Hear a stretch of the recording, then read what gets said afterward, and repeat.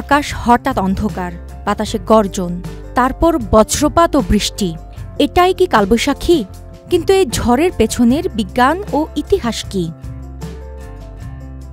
কালবৈশাখী, যা ইংরেজিতে নওয়েস্টার নামে পরিচিত, এটি একটি স্থানীয় বজ্রঝড় যা সাধারণত এপ্রিল থেকে মে মাসে বাংলাদেশ ও পূর্ব ভারতের কিছু অঞ্চলে ঘটে থাকে।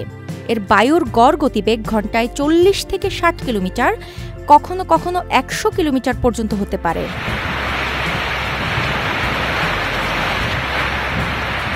কেন হয় এই কালবৈশাখী?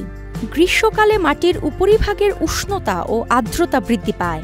এই উষ্ণ ও আর্দ্র বায়ু উপরের ঠান্ডা বায়ুর সাথে মিশে স্যাচুরেশন পয়েন্টে পৌঁছে কিউমুলোনিম্বাস মেঘ তৈরি করে, যা বজ্রঝড়ের সৃষ্টি করে।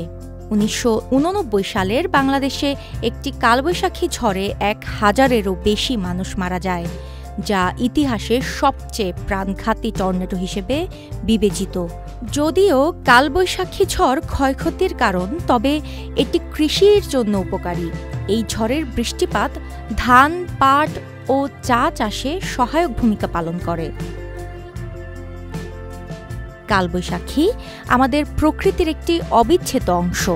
এর সাথে আমাদের সম্পর্ক ভয় ও ভালোবাসার মিশ্রণ। আসুন আমরা সচেতন হই এবং প্রাকৃতিক দুর্যোগ মোকাবেলায় প্রস্তুত থাকি।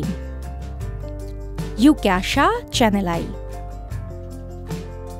যমুনা ইলেকট্রনিক্স ঈদে ডাবল খুশি অফার সিজন 3, যে কোনো পণ্য কিনলেই পাচ্ছেন নিশ্চিত ঈদ উপহার।